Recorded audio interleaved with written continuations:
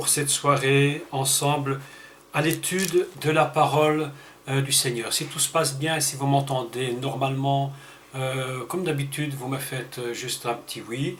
Si tout se passe bien et on commence le cours ensemble. Ok, merci Simon pour Eliane, ok. Lisiane, j'espère que tout va bien pour toi et que tu peux aussi entendre. Normalement, si tout le monde entend, tout doit se passer normalement. Merci beaucoup à tous.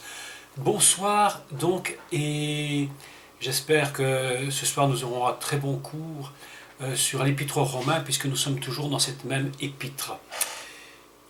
Nous voulons d'abord penser, comme d'habitude, à tous nos bien-aimés qui sont dans le besoin ou qui ont besoin du Seigneur, soit qu'ils ne le connaissent pas et qu'ils ont besoin de le découvrir, de rencontrer dans leur vie. Donc nous pensons évidemment à la fille d'Eliane. Nous remettons aussi Israël selon ce qui est important et que Simon nous avait dit. Et nous pensons à tous nos frères et sœurs dans le monde entier qui sont dans la persécution, et cette heure de cours, nous voulons non seulement l'offrir au Seigneur, mais nous voulons la remettre aussi à tous nos bien-aimés, afin que la grâce et la puissance de Dieu puissent venir en eux et vraiment les toucher dans les circonstances dans lesquelles ils sont et dans lesquelles ils vivent. Alors, bonsoir à tous, et nous nous réjouissons de nouveau de ce cours de l'Épître aux Romains. Je vais commencer rapidement, et vous vous souvenez que la semaine passée, nous avions donc parlé sur le petit mot important d'ailleurs, qui était la vérité, et que Dieu jugeait les gens selon la vérité, c'est-à-dire non pas selon des critères humains, non pas selon ce que nous pourrions nous appeler vérité ou mensonge, ou ce sont des choses qui sont très aléatoires en tant qu'humains de pouvoir décider ce qui est juste ou ne l'est pas. Évidemment, il y a des choses, nous le savons, qui sont frappantes, qui ont dit ça c'est un mensonge, ça c'est une vérité, évidemment, nous avons la capacité de le faire, bien entendu, mais la vérité va bien au-delà. Donc, comme je vous l'avais dit, la vérité c'est véritablement Dieu lui-même, c'est sa propre nature, c'est son essence profonde, c'est ça la vérité, c'est ce Dieu qui n'a ni commencement ni fin, c'est son éternité, c'est ce qui lui permet d'être ce qu'il est, et c'est ce qui permet à cette vérité d'être éternelle. Si la vérité n'était plus tout à fait, vous voyez comme c'est délicat de le dire, n'était plus tout à fait vérité, on pourrait dire instantanément qu'elle devient mensonge. Donc l'éternité de Dieu, sa propre nature, ne pourrait même pas exister. Dieu n'existe qu'à travers cette vérité, à travers cet être absolument incommensurable et impensable, mais il est donc véritablement cette vérité, et c'est pourquoi il demeure Dieu. La déclaration de Jésus est absolument fantastique, puisque lorsqu'il dit « Je suis le chemin, la vérité et la vie », eh bien, c'est sur ce critère que tout va devoir se poser, se défendre, et c'est sur ce critère même que Jésus va être lui-même le Machiar et qu'il va faire son ministère. Donc, aujourd'hui, nous allons continuer ce cours à partir du verset 12 du chapitre 2, toujours des Romains, et vous constatez avec moi que cela prend évidemment du temps pour pouvoir développer l'épître aux Romains d'une façon convenable et point par point. Le but pour moi n'est pas de faire toute l'épître aux Romains sur quelques heures ou sur quelques leçons, mais c'est de prendre tout mon temps, de prendre du temps pour comprendre comment Paul agit, comment il écrit. Ici, à partir du verset 12, et nous allons le lire ensemble. Prenez-vous donc votre Bible et nous allons lire ensemble, et vous allez voir que Paul, au moment où il écrit ces lignes que nous allons lire, il introduit de nouveau deux principes très très importants, et je crois même qu'un des deux principes que nous allons lire, et qui est donc la conscience, je crois que c'est la première fois que Paul en parle. Je ne l'affirmerai pas, mais je crois que c'est la première fois que ce mot arrive vraiment dans la pensée de Paul pour expliquer ce qu'il va dire au sujet de la loi. Donc la conscience est un mot que nous allons réfléchir ensemble. Qu'est-ce que la conscience ? Vous voyez que Paul est en train de placer plusieurs éléments avant de les détailler plus loin. C'est ainsi que Paul fonctionne. C'est un très bon système d'ailleurs Je ne sais pas si vous avez des opportunités, je pense pour Eliane, je ne connais pas pour Simon ni pour Lisiane, je ne sais pas si vous avez des opportunités de pouvoir parler. Mais lorsqu'on fait un enseignement, lorsqu'on va prêcher, lorsqu'on va enseigner dans une église ou dans un groupe, quel qu'il soit, c'est toujours bien de placer d'abord des éléments et puis de les développer par la suite. C'est ce que Paul va faire. Il va donc placer quelques éléments et il va les développer par la suite dans sa lettre. Donc ensemble, nous allons commencer de lire l'épître Romains au chapitre 12 et puis on va commenter tout cela. D'accord ? Eh bien, on y va et on commence ensemble. Je vais lire moi-même dans ma Bible. Je le lis bien entendu en français et puis on va commenter tout cela avec un peu d'explication à partir des textes hébreux. Donc à partir du verset 12 et du chapitre 2 de l'épître aux Romains. Tous ceux qui ont péché sans la loi périront sans la loi. Et tous ceux qui ont péché avec la loi seront jugés par la loi. Ce ne sont pas en effet ceux qui écoutent la loi qui sont justes devant Dieu, mais ce sont ceux qui la mettent en pratique qui seront justifiés. Quand les païens, donc les non-juifs, il ne s'agit pas des personnes qui vivent dans les brousses, tout vous voulez, non, dans les forêts, toutes ces tribus, non, il parle des non-juifs. Hein. Donc quand les païens, les non-juifs qui n'ont point la loi, font naturellement ce que prescrit la loi, ils sont, eux, qui n'ont point la loi, une loi pour eux-mêmes. Voilà un texte très étrange. Hein. Ils montrent que l'œuvre de la loi est écrite dans leur cœur, leur conscience. Voilà le mot qui nous intéresse ce soir, la conscience. Et leur conscience en rendant témoignage, et leur pensée s'accusant ou se défendant tour à tour. C'est ce qui paraîtra au jour où, selon mon évangile, Dieu jugera par Jésus-Christ les actions secrètes des hommes. Voilà un texte absolument important comme introduction de la lettre, et il y a donc deux notions fondamentales qui sont ici développées par Paul. La première notion, c'est la loi, et la deuxième, c'est la conscience. Il a déjà parlé avant du péché, des péchés, on en avait déjà parlé dans les cours précédents, donc ici il va rajouter deux points importants. Le premier point très important, c'est la loi, et la deuxième, la conscience. Et comment la conscience fonctionne-t-elle par rapport à la loi? Donc, la Bible nous dit clairement, et Paul le dira clairement, que ici, il n'y a pas de différence. Que l'on soit juif ou que l'on soit non-juif, c'est-à-dire, le mot n'est pas très bon, mais païen, donc non-juif, en disant non-juif, c'est quand même un peu plus juste, parce que quand on dit païen, dans notre pensée francophone, païen, ça veut dire les gens qui ne croient à rien, qui sont hors Dieu, alors qu'en fait, il ne s'agit pas de ça, il s'agit donc des gens qui ne sont pas juifs. Donc, il nous dit, Paul, que la Bible est très claire. Il dit la Torah, les prophètes sont très clairs là-dessus. Il dit tous les hommes sont sous un même régime, qu'ils soient juifs ou non juifs, tous les hommes sont sous le même régime du péché. Aucun homme n'est juste, nous dit la Bible. Que tout homme soit considéré comme menteur. Ce texte est absolument incroyable, parce qu'on dit, mais comment on peut dire que tout homme est considéré comme menteur? Mais tout simplement parce que nous l'avons dit la semaine passée, que seul Dieu ne peut être considéré comme le juste dans son état absolu. Et que nous-mêmes, dans ce que nous sommes, d'après nos comportements, nos jugements, notre passé, nos cultures, nos références, on a parfois tendance à juger d'une manière qu'on croit être juste et qui parfois n'est pas juste.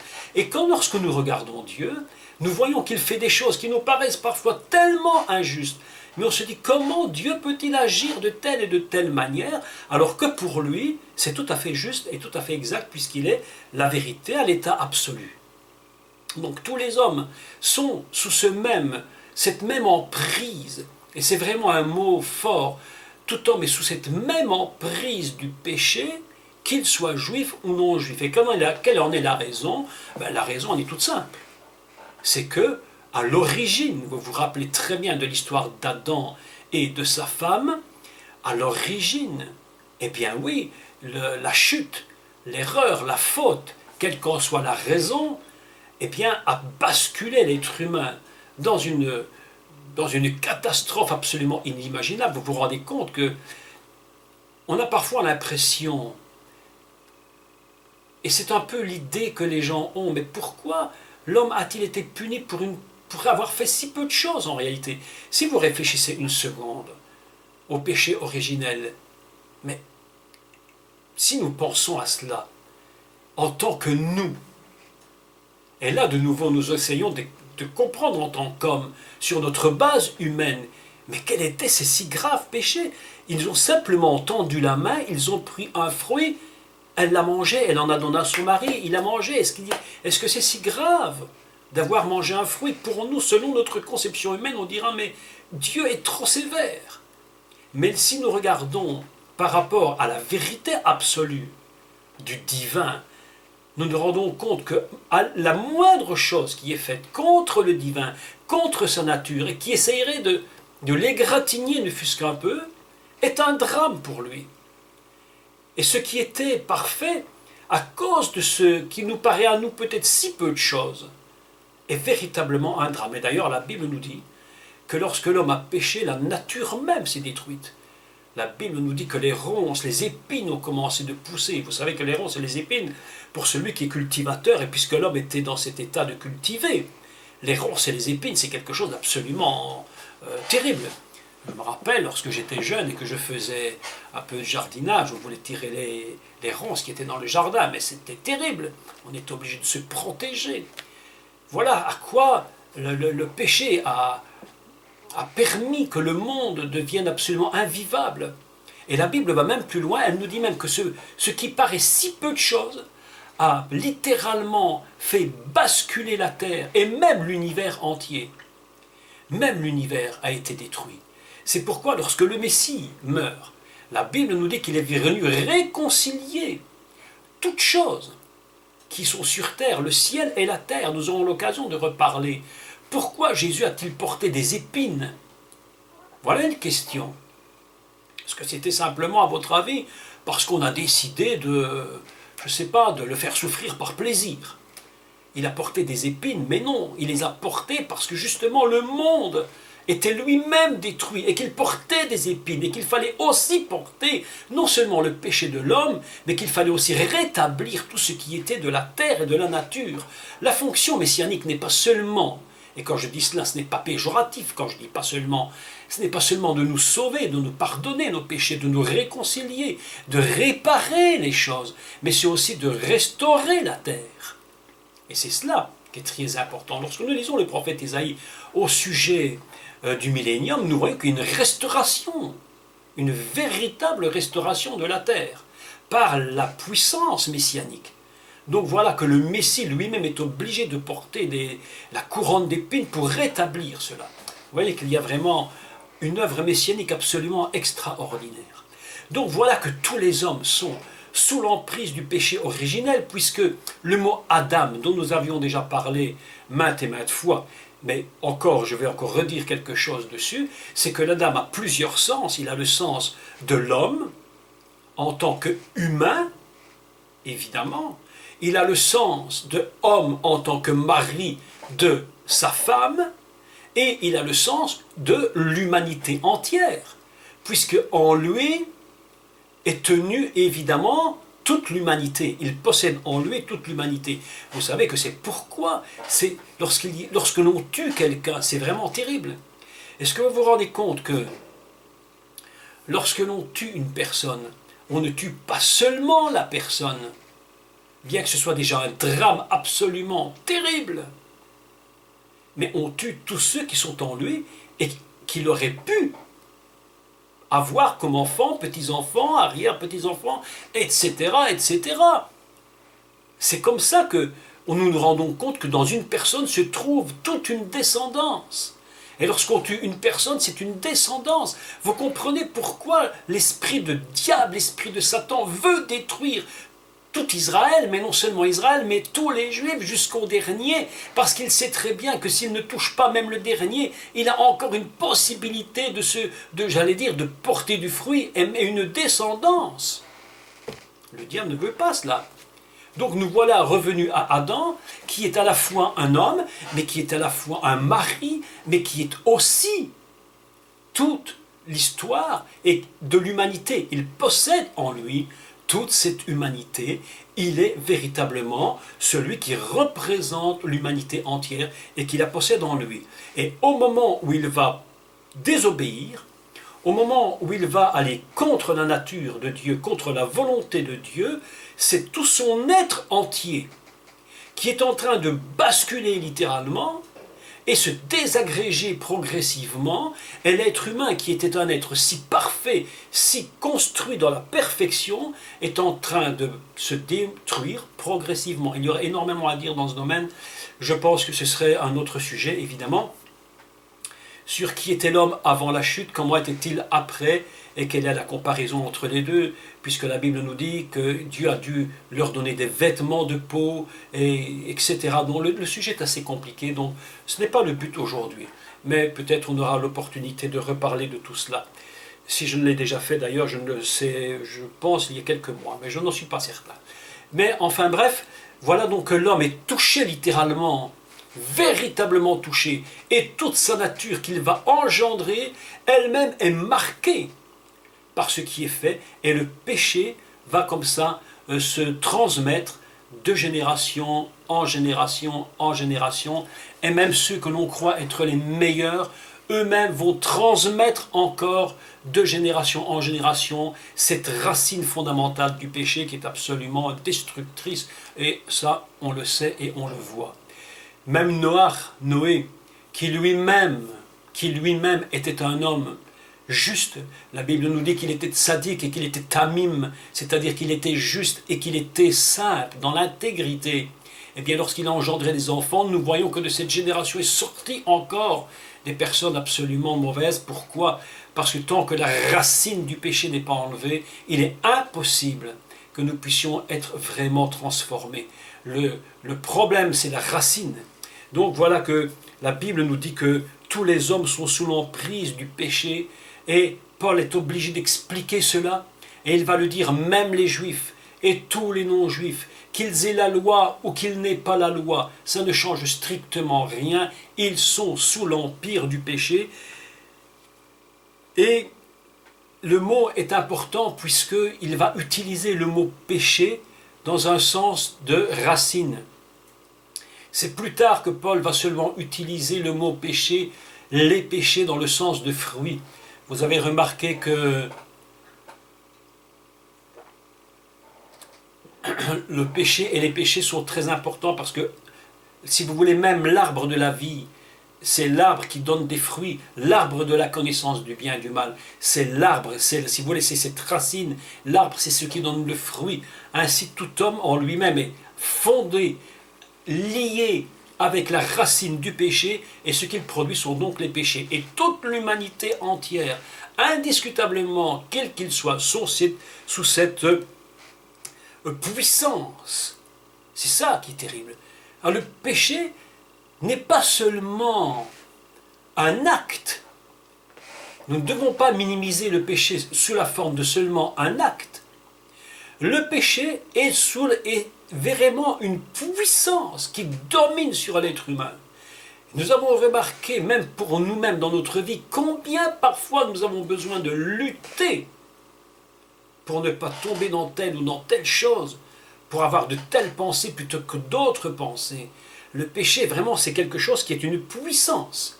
De même que le salut est une puissance pour le salut de quiconque croit, la foi, de même le péché est une puissance contre tous les hommes.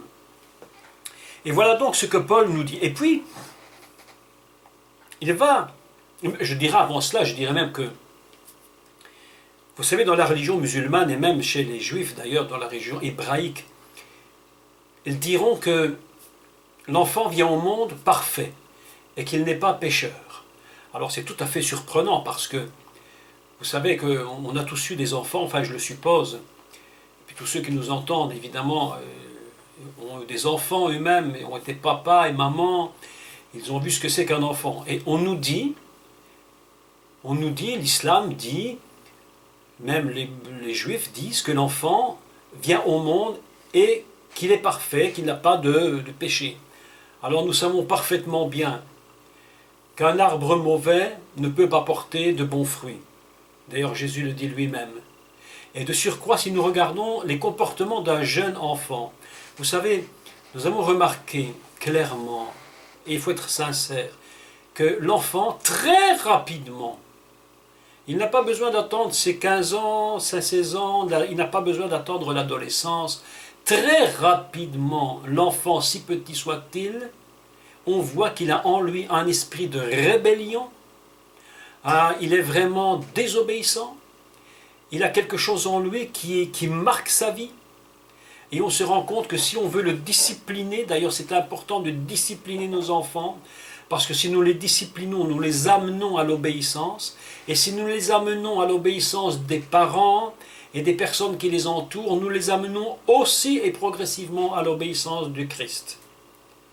Et nous avons remarqué, moi j'étais papa trois fois, et je me suis rendu compte combien, même tout petit, un enfant a en lui la racine même du péché. Ses comportements, ses caprices, il veut qu'on lui fasse ses 4 volontés. Si on ne lui cède pas, il frappe du pied, se jette par terre. Voilà le péché. Il ne faut pas attendre que nous soyons adultes ou adolescents pour comprendre. Et l'enfant même qui fait ces choses, il sait très bien qu'il les fait. Et j'en suis absolument convaincu pour avoir expérimenté cela. Donc, voilà que tous sont sous le péché, les adultes, les enfants, tout le monde entier est sous cette racine terrible qui était communiquée à toute l'humanité par Adam. Et c'est ce problème-là qu'il va falloir résoudre. Il ne faut pas seulement résoudre le problème des péchés, donc des fruits. Il ne faut pas seulement que les fruits soient, je vais dire, confessés, et puis qu'on décide de les abandonner. Mais il va falloir résoudre le problème fondamental, et ça c'est le problème de toute l'humanité. Que va-t-on faire avec la racine même? On peut très bien dire que on s'est repenti de ses péchés, on a demandé pardon, on a même réparé à la limite. On peut avoir fait ce qu'on appelle en hébreu donc la teshuva, c'est-à-dire le retour. On peut avoir fait tikkun, c'est-à-dire la réparation. Tout cela est nécessaire. Tout cela est très très bien et indispensable. Mais voilà que nous nous trouvons face à un problème beaucoup plus grave, c'est que ce n'est pas seulement le péché qui nous détruit, mais il y a plus grave, plus fort, plus profond, la racine même. Ce n'est pas que les péchés, mais c'est le péché lui-même. Et là, il va falloir une œuvre absolument indispensable et puissante. Et voilà ce que Paul dit maintenant. Tous ont péché, et tous ceux qui ont péché sans la loi périront sans la loi, et tous ceux qui ont péché avec la loi seront jugés par la loi. De quoi parle-t-il? Bien, concrètement, il parle de 2 choses. Il parle de 2 points. Un premier, il parle de tous ceux qui n'ont pas la loi, c'est-à-dire tous ceux qui ne sont pas Israël, donc ce que les non-juifs, et puis tous ceux qui ont la loi, eux seront jugés par la loi, c'est-à-dire Israël. Donc 2 points, les non-juifs qui n'ont pas la loi et les juifs qui l'ont reçue. Et l'apôtre Paul va nous expliquer un principe très très important. Parce que parfois on se pose une question, et peut-être on vous l'a déjà posée à vous, et on ne sait pas toujours quoi répondre. On va dire, mais comment Dieu va-t-il juger les hommes? Et tous ceux qui n'ont pas connu Christ, tous ceux qui sont morts sans connaître Christ, comment Dieu va-t-il les juger? On ne pourra pas les juger de la même façon qu'on va juger quelqu'un qui l'a connu. Comment peut-on juger quelqu'un qui n'a pas reçu la loi de la même manière que quelqu'un qui l'a reçue? Comment peut-on condamner quelqu'un qui ne sait pas? Je prends un exemple tout basique. Je ne sais pas, supposer que quelqu'un ne sache pas qu'on doit qu'on doit s'arrêter au feu rouge et il passe. Parce qu'il vient d'un endroit où on ne lui a jamais dit, il ne le savait pas, enfin je ne sais pas. L'exemple est tout à fait basique, mais comment peut-on juger cette personne alors que l'autre qui le sait vraiment, puisqu'il a passé son permis de conduire, il a fait la théorie, il a fait la... et il passe au feu rouge et il se fait prendre. Mais évidemment, les deux jugements seront différents. Parce que un le savait et l'autre ne le savait pas. Donc comment va-t-on juger? Comment va-t-on pouvoir juger? Et c'est ce que Paul explique. Il dit que celui qui n'a pas la loi, et je le relis, tous ceux qui ont péché sans la loi périront aussi sans la loi, et tous ceux qui ont péché avec la loi seront jugés par la loi. Autrement dit, ces personnes ont une faculté, tout en n'ayant pas la loi, d'avoir en eux quelque chose qui leur parle quand même, et qui est une partie de la loi. Et je voudrais expliquer ici un point qui est très intéressant. Je pense qu'on en avait touché quelques mots, il y a quelques mois, lorsqu'on a étudié un peu la Torah, les débuts de la Torah, de Bereshit, c'est le principe de la loi de ce qu'on appelle les Bnei Noach, c'est-à-dire les enfants de Noé. Les enfants de Noé aussi ont la loi. Et cette loi, je crois, si je ne me trompe, mais je ne vais pas dire d'erreur, mais je crois qu'il y a, dans la loi de Moïse, il y a 10 paroles, et pour Noé, je crois qu'il y en a 7. Il faudra vérifier, mais je crois que c'est 7, si je ne me trompe pas, ce qui serait absolument normal, qu'il y en ait 7, puisque 7 représente quand même une totalité. Donc, voilà que, en fait, les non-juifs ont en eux reçu aussi de Dieu une loi, avec tout ce que représente une loi. Et ce n'est pas parce qu'ils n'ont pas les 10 paroles de Moïse qu'ils ne sont pas coupables d'avoir agi contre la loi, au moins et tout du moins contre la loi qui est dans leur cœur, parce que Dieu l'a mis en eux à l'époque où Noé lui-même avait reçu ces lois. Donc il y a quand même des principes dans le cœur de l'homme où il sait très bien qu'il ne peut pas faire telle ou telle chose. C'est sur ces bases que Dieu va juger. C'est très important de le comprendre, parce que comment Dieu pourrait-il juger quelqu'un qui habite, je ne sais pas, au fond de la forêt, ou je ne sais où, n'ayant jamais entendu parler ni de Jésus, ni de Moïse, ni de quoi que ce soit? Comment va-t-il le juger? Eh bien, selon la loi qui est dans son cœur. Voilà ce que dit la Bible. C'est pourquoi il va oser dire que tous les hommes, absolument tous, indiscutablement, sont sous l'empire du péché, parce qu'ils sont tous pris dans le péché, mais il y a quelque chose qui leur parle. Vous savez qu'une personne qui tue, qu'elle soit sous la loi de Moïse ou pas, que ce soit un juif ou un non-juif, vous savez, il y a plus de non-juifs sur la terre que de juifs. Ils ne connaissent pas tous la Torah, bien entendu, ils ne connaissent pas tous les 10 commandements ou les 10 paroles de Moïse qui a été donné au peuple, mais dans leur cœur, leur conscience profondément leur dit que s'ils font ça, ils savent très bien que c'est mal. Un enfant, qu'il soit juif ou non juif, lorsqu'il va voler, lorsqu'il va mentir, une personne, lorsqu'elle va faire le mal, elle sait très bien que sa conscience lui reproche ce qu'elle a fait, c'est-à-dire que dans leur cœur, il y a une loi qui les accuse. C'est pourquoi Paul prend bien soin d'expliquer ces deux principes. Ceux qui sont sans la loi seront jugés et périront sans la loi, et tous ceux qui ont péché avec la loi seront jugés par la loi. C'est très important qu'il explique ceci, puisque plus loin, il va expliquer que le secret pour être libéré de la racine qui produit le péché, elle est la même pour les juifs que pour les non-juifs.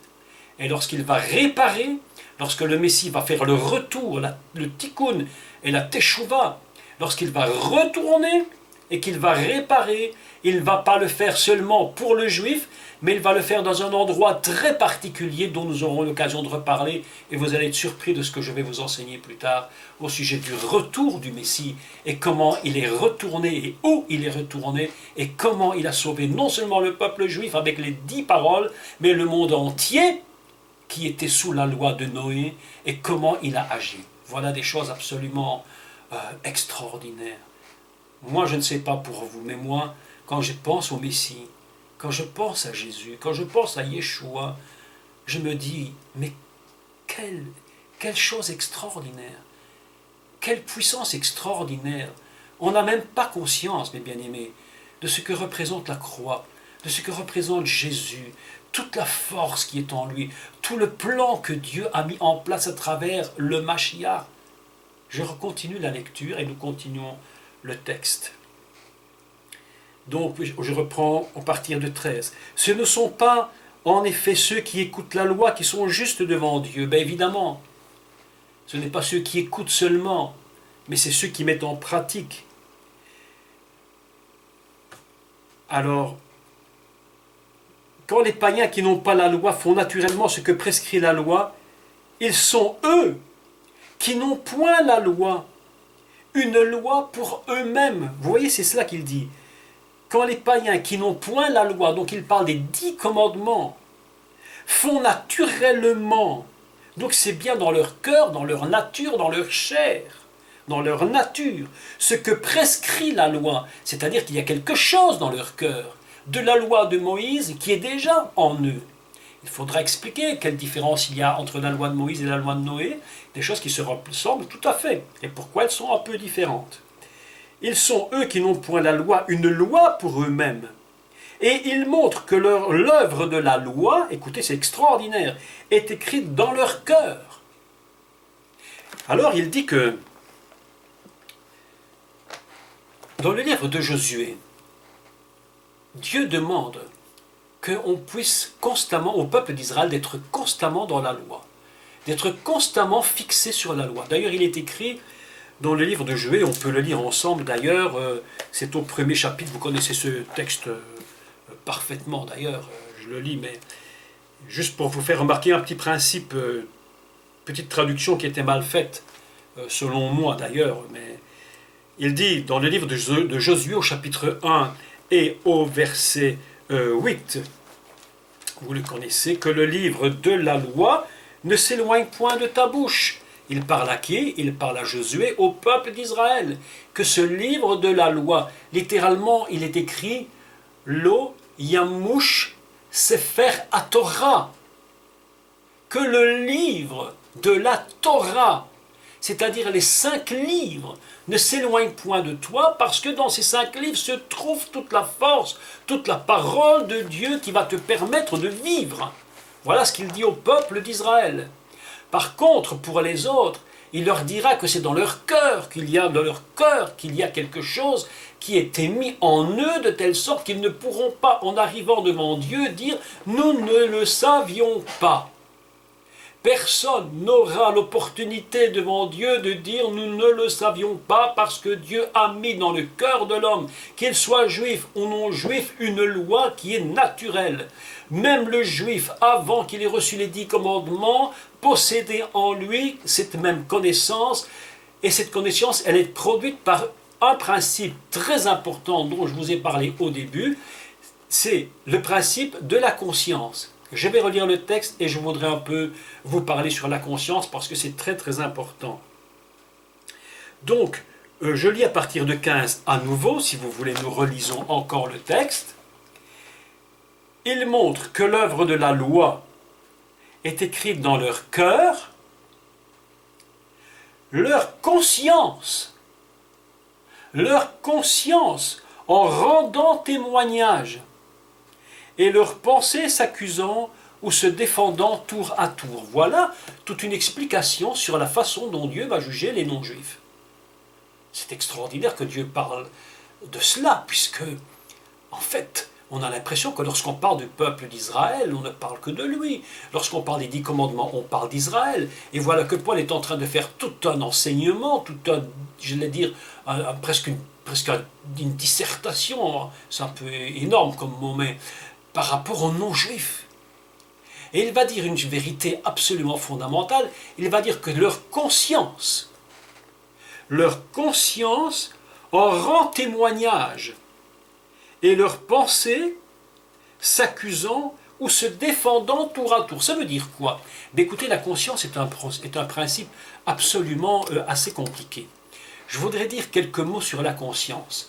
Je sais que je n'ai pas l'opportunité de tout dire sur la conscience aujourd'hui parce que le thème est tellement complexe. Mais je voudrais dire 3 points. Si vous prenez note, je vais les redire très lentement pour que vous compreniez bien qu'est-ce que la conscience. La conscience est fondée sur 3 choses. La première, elle est fondée sur la culture.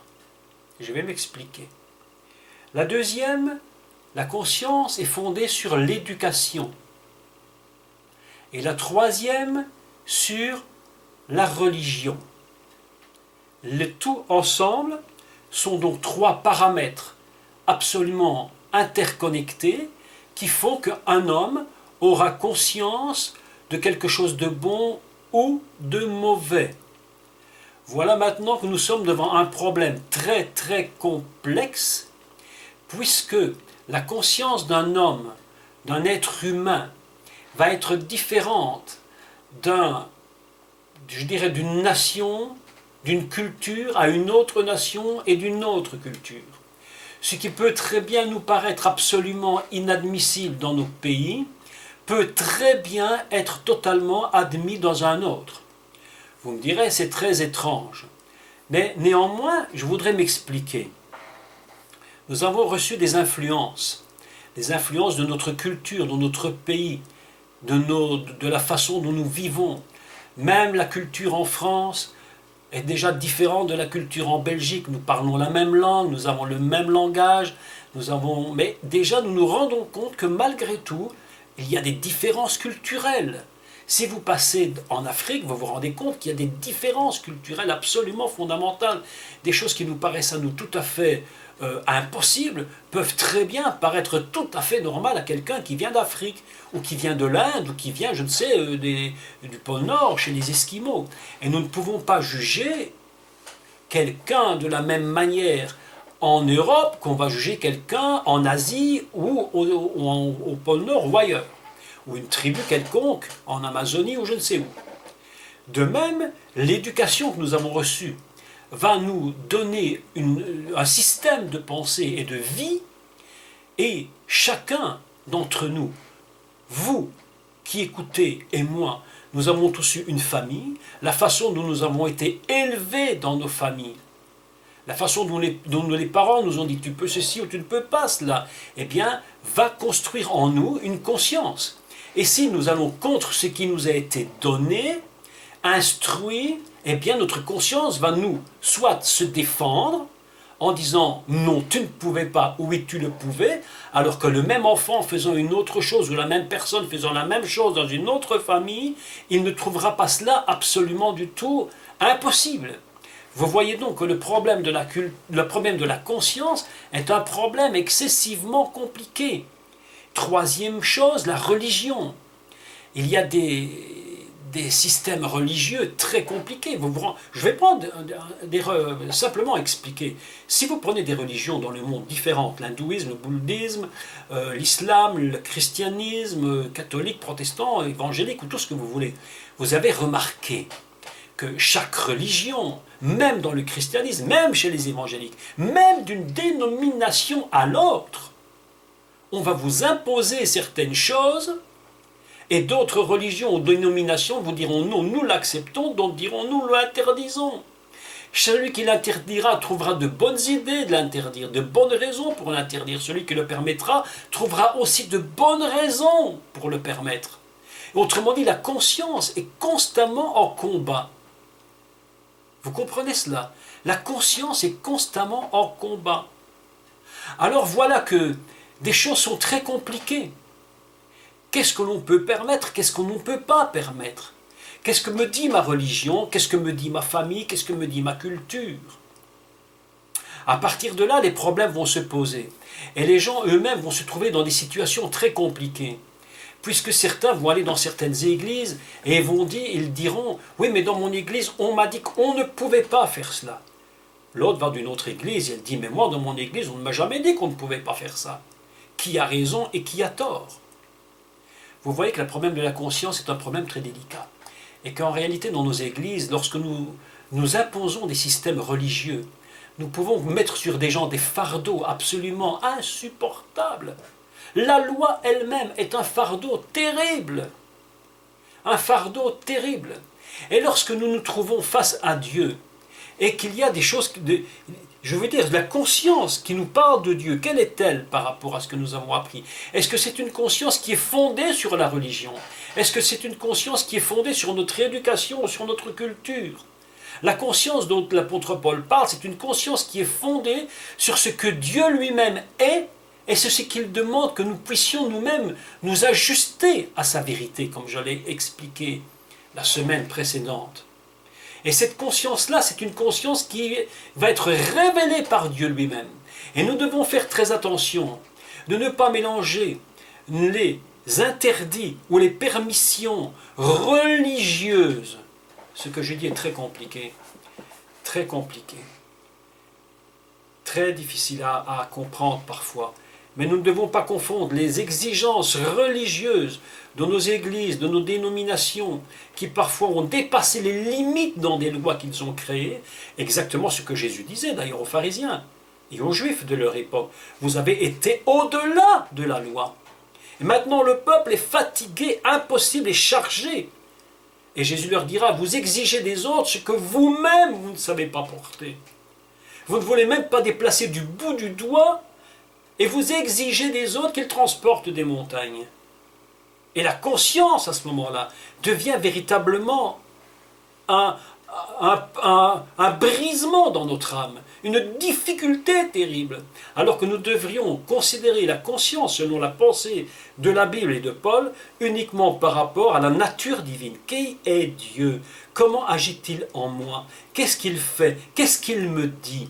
Et qu'est-ce qu'il me dit de faire et de ne pas faire? Toute la question est très compliquée.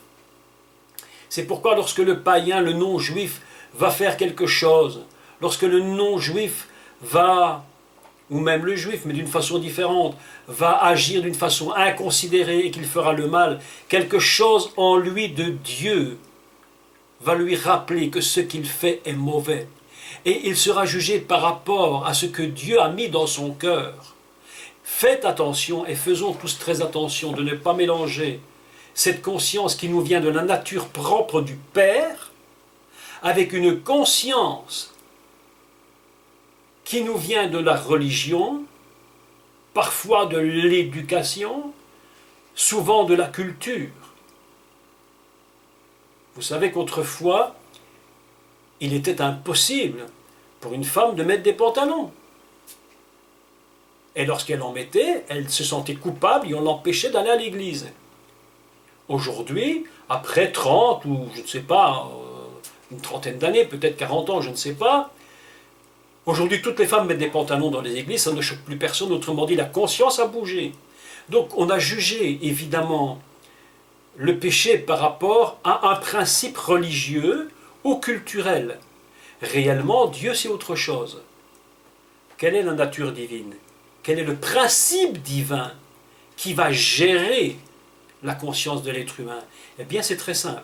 C'est sa propre nature. C'est l'essence profonde du Seigneur. C'est sa nature même de vérité. Et lorsque l'homme fait quelque chose de mal, lorsque l'homme fait quelque chose qui est répréhensible, il le fait parce que Dieu met en son cœur, je dirais, le son de la conscience qui lui dit « Qu'est-ce que tu as fait ?» Mais qu'est-ce que tu as fait? C'est l'histoire de Caïn et Abel. Abel, Caïn, qu'as-tu fait? Où est ton frère? C'est Dieu qui vient et qui lui parle. À l'époque, vous savez, il n'y avait pas de religion. Donc ce n'était pas la religion qui lui parlait, c'était véritablement Dieu qui lui parlait. Qu'est-ce que tu as fait, Caïn? Où est ton frère? Voilà ce que Paul nous explique. Très complexe, très complexe. La loi et la conscience. Voilà maintenant que l'homme est confronté à cette conscience. Il va devoir maintenant trouver la solution à son problème profond qui est comment définitivement être débarrassé de cette pieuvre, de cette puissance qui me pousse constamment dans le péché. Comment en être définitivement libéré? Voilà ce que Paul nous dit dans cette épître, dans cette introduction où il nous montre d'une façon particulière que maintenant les juifs et les non-juifs sont vraiment attachés à la même racine. La différence des non-juifs et des juifs, c'est que les juifs ont été choisis spécifiquement, et je l'ai dit déjà un nombre de fois incalculable, comme un réceptacle qui va permettre de prendre en lui le Messie, de l'amener sur la terre et de venir, de recevoir les 10 paroles. C'est beaucoup à dire dans ce domaine. Et ils vont être ce réceptacle du Mashiach. Et d'ailleurs, Paul le dira, c'est un grand... Je dirais que c'est un... Comment le dit-il, Paul? C'est un grand avantage, dit Paul, pour les Juifs d'avoir été choisis pour recevoir la loi, les prophètes et autres. Néanmoins, ça ne change rien, qu'ils ont besoin du même Messie, ils ont besoin de la même solution pour détruire la racine. Alors je continue, puis je termine. C'est ce qui paraîtra au jour où, selon mon évangile, Dieu jugera par Jésus-Christ les actions secrètes des hommes. Et là, Paul fait un amalgame quand il parle des hommes. Il ne parle pas seulement des non-juifs, il ne parle pas seulement des juifs, mais il parle des hommes, les actions secrètes, les choses qui sont publiques et les actions secrètes. Et ce que l'on fait volontairement, parfois involontairement, ce que l'on fait en secret qu'on croit que personne ne sait, mais Dieu le sait, parce que dans notre âme, il est lié avec le ciel, notre esprit est lié avec le maître de l'univers, et il sait chaque pensée de nos cœurs, il connaît chaque pensée de chaque homme sur cette terre.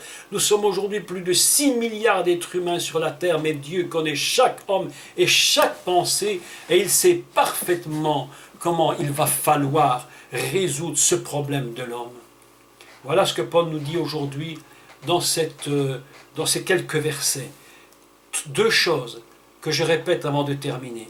La première, la loi. Les Juifs seront jugés par la loi, puisqu'ils la connaissent. Qu'importe pour les non-Juifs, ils ont aussi en eux la loi. Les Juifs vont entendre la loi, et c'est la loi qui va les juger. La loi dit « et tu n'as pas fait ». Le non-juif, lui, ne connaît pas ces 10 paroles. Il ne connaît peut-être même pas quelle est cette loi de Noé, mais dans son cœur se trouve la conscience qui va lui dire « ce que tu as fait est mal. Tes comportements n'étaient pas bons. Tes actions étaient répréhensibles et condamnables au plus haut point. » Et c'est pourquoi Dieu va utiliser maintenant la fonction de la conscience. Et il veut utiliser cette conscience pour parler dans le cœur, parler dans l'homme et lui dire « ce que tu as fait est mal ». Mais la conscience ne nous dit pas seulement ce qui est mal, elle nous dit aussi « je te parle pour que tu comprennes que j'ai aussi apporté une solution ». Et c'est cela que Paul va nous expliquer dans les chapitres suivants.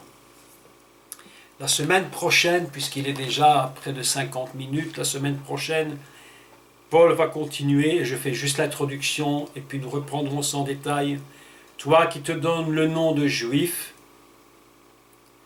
qui te repose sur la loi, qui te glorifie de Dieu, qui connaît sa volonté, écoutez le texte, qui apprécie la différence des choses, étant instruit par la loi, toi qui te flattes d'être le conducteur des aveugles, la lumière de ceux qui sont dans les ténèbres, le docteur des insensés, le maître des ignorants, parce que tu as dans la loi la règle de la science et de la vérité, toi donc qui enseignes les autres, tu ne t'enseignes pas toi-même. Toi qui prêches de ne pas dérober, tu dérobes. Toi qui dis de ne pas commettre d'adultère, tu commets l'adultère. Toi qui as en abomination les idoles, tu commets des sacrilèges. Toi qui te fais une gloire de la loi, tu déshonores Dieu par la transgression de la loi, car le nom de Dieu est blasphémé. Écoutez, le terme est terrible, terrible. le nom de Dieu est blasphémé, c'est-à-dire que quand tu touches à la loi, en réalité, tu touches plus que la loi. Quand tu vas contre la loi de Dieu, tu touches plus que la loi. Et c'est ce que j'essaie d'expliquer depuis des mois. C'est que la réalité, en fait, ce n'est pas seulement désobéir. Ce n'est pas seulement cela. Ce n'est pas de dire j'ai seulement désobéi, j'ai mangé un fruit que Dieu m'avait dit de ne pas manger. Lorsque tu touches à la loi, lorsque tu désobéis à la loi, à la règle de ton cœur pour les non-juifs, en réalité, tu as touché à Dieu lui-même. C'est ça qui est terrible. Tu as touché à Dieu lui-même. Car le nom de Dieu est blasphémé. Vous savez, le nom de Dieu, Hachem, le nom, Hachem veut dire le nom. C'est le seul Dieu dans toutes les religions du monde dont le nom veut dire, si je le traduis, Hachem, le nom. Voilà ici ce qu'il dit. Le nom Hachem, Elohim. Hachem, Elohim, le nom de Dieu a été littéralement touché. C'est ce qui fait que l'homme ne peut pas être en relation constante avec lui, ne peut pas toucher à l'éternité. Il faudra une solution. Car le nom de Dieu est blasphémé parmi les païens, à cause de vous, comme cela est écrit. Mes amis, c'est terrible. Le nom de Dieu est blasphémé parmi les païens, parmi les non-juifs. Mais c'est terrible. À cause de vous, comme cela est écrit. Aujourd'hui, voilà un texte absolument fantastique. La loi et la conscience. La racine et les fruits. Il va falloir aujourd'hui que tout cela puisse être réparé. Et c'est l'œuvre d'un seul et unique, le Mashiach.